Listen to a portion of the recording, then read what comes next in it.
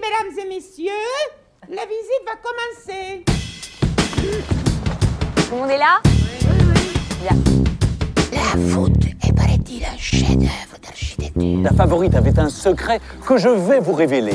Les architectes se demandent comment elle peut tenir. Non, monsieur, excusez-moi, monsieur. Tout le monde a remarqué que vous étiez très cultivé, mais en l'occurrence, c'est moi qui mène cette visite.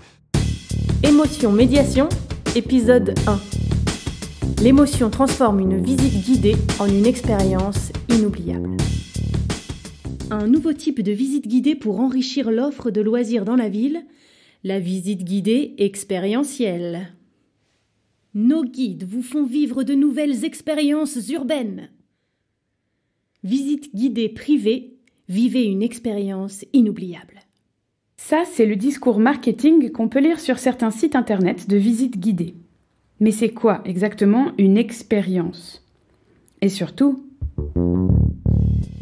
comment faire de votre visite guidée une expérience inoubliable?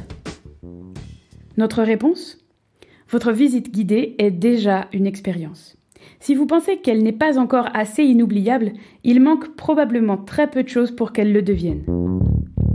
Un métier passion. La visite guidée, par nature, est un moment d'émotion. D'abord, parce que les guides font généralement ce travail par passion.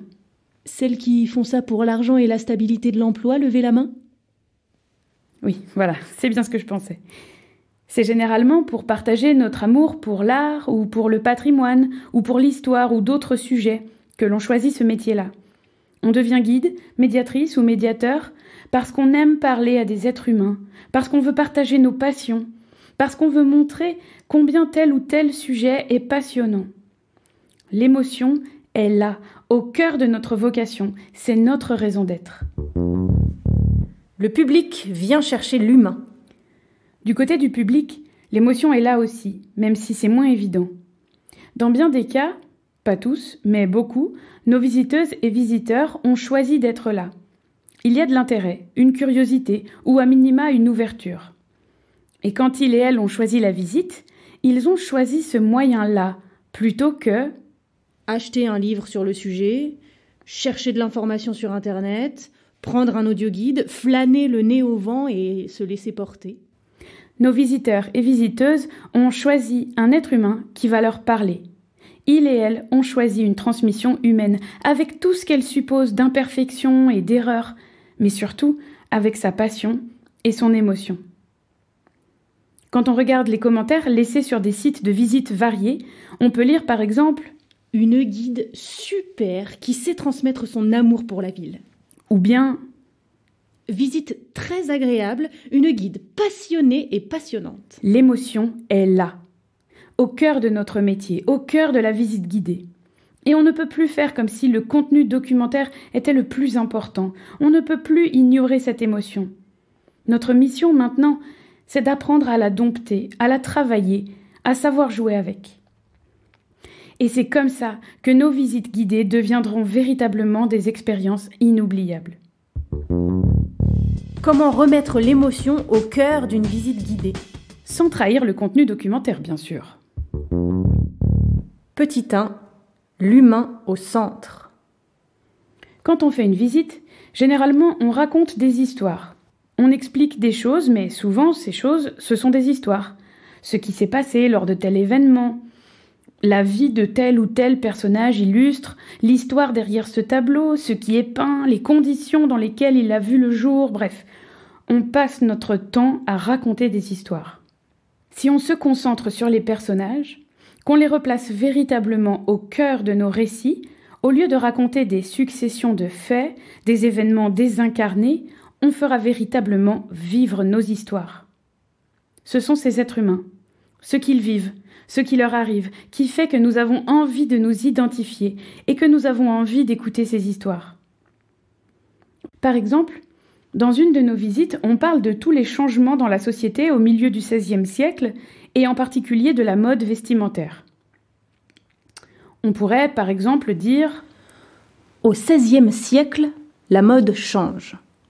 D'abord parce que de toutes nouvelles étoffes sont tissées dans le royaume de France, à Tours, à Lyon, et il est plus aisé de s'en procurer. On voit aussi apparaître la fraise, qui devient peu à peu à la mode. Les pourpoints, qui avaient jusque-là de larges manches bouffantes, évoluent aussi. Les manches se resserrent peu à peu. C'est dans de grands événements publics, comme par exemple l'entrée royale de Henri II à Lyon, que le style vestimentaire prend toute son importance et indique le statut social et surtout financier de la personne.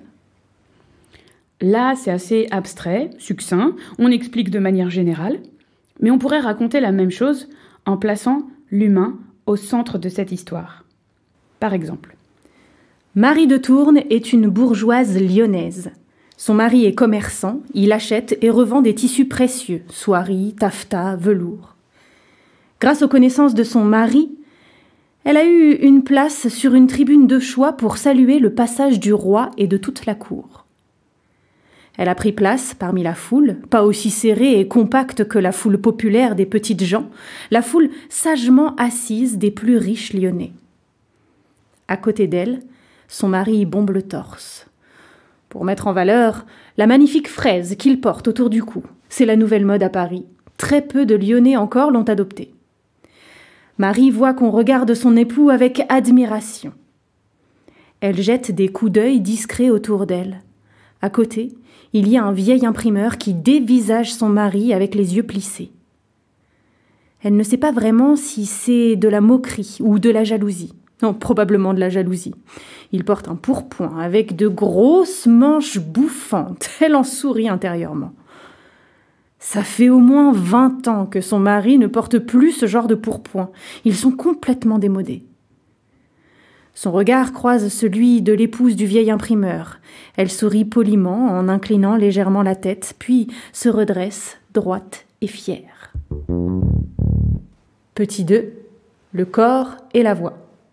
Savoir maîtriser son corps et sa voix pour créer des effets quand on raconte est une technique très efficace pour remettre toute l'émotion dans un récit. Pour cela, nous devons nous inspirer du travail des comédiens, des conteuses, de tous les métiers de la scène. Même quand on fait des visites dites classiques, on a beaucoup à apprendre de cette technique. C'est difficile dans un podcast de vous donner un exemple de travail du corps.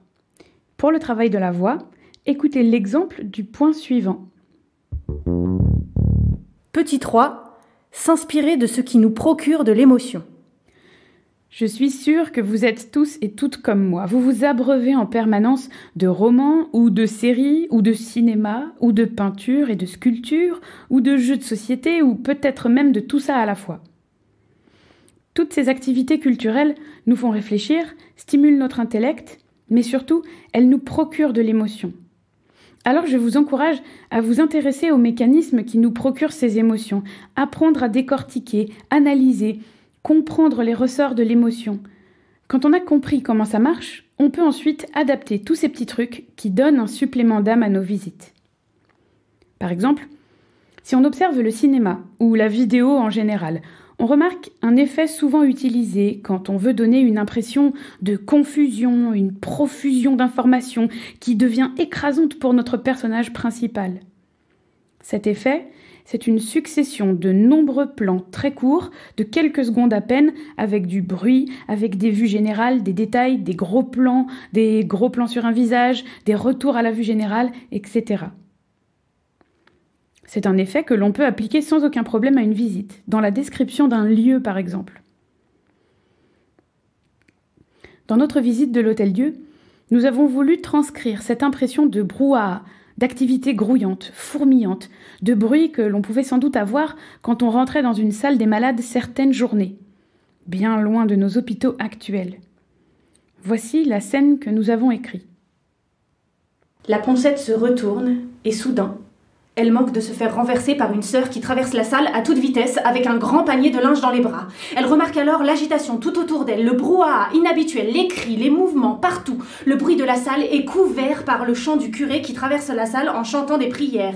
Il est suivi par un enfant de chœur qui agite un encensoir et dégage une fumée épaisse et odorante. Sancti Cosmas et Damianus, Sancti Medici orate pro nobis. Ces prières sont couvertes par un hurlement tout au bout de l'aile. Le chirurgien est en train d'opérer un homme dans son lit sans anesthésie au milieu de 2 autres malades. Dans le lit d'à côté, un autre patient lui crie « Mais la ferme !»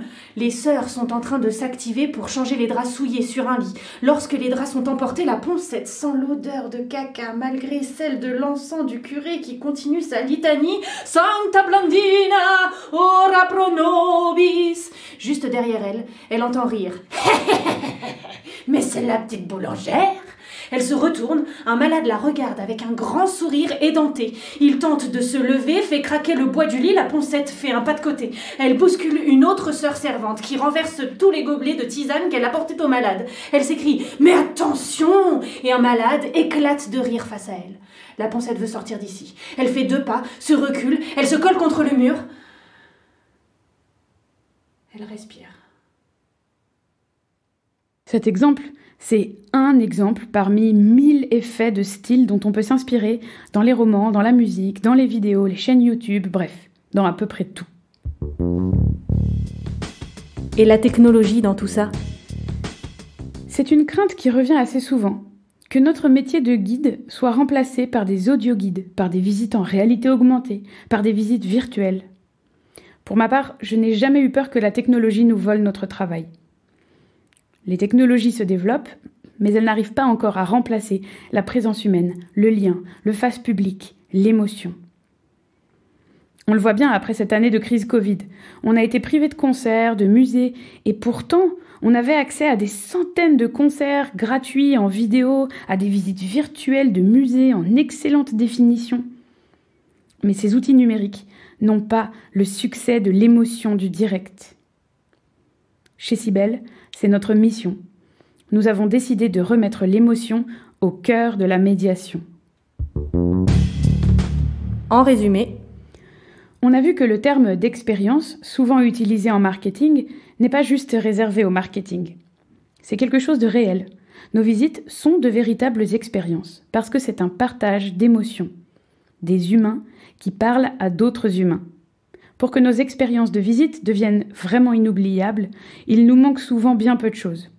Mettre l'humain au centre, travailler avec notre corps et notre voix, nous inspirer de tout ce qui nous procure de l'émotion pour l'appliquer à nos visites. C'est ici que se termine la visite. Je rappelle que la visite est gratuite, mais qu'il est d'usage de mettre quelque chose dans le trompe-la-pluie à cet effet. C'est fini. Ce podcast vous a été proposé par les Visites Cybelle. Nous concevons et menons des visites contées et théâtralisées à Lyon. Nous proposons aussi des formations pour partager notre méthode et nous accompagnons les structures qui souhaitent créer des visites insolites. pour plus d'informations, rendez-vous sur notre site internet. Vous trouverez le lien en description de cet épisode. N'hésitez pas à parler de ce podcast à vos collègues, à vous abonner si ce n'est pas déjà fait, et à nous écrire pour nous dire ce que vous en avez pensé. On sera très heureuse de vous lire. À bientôt!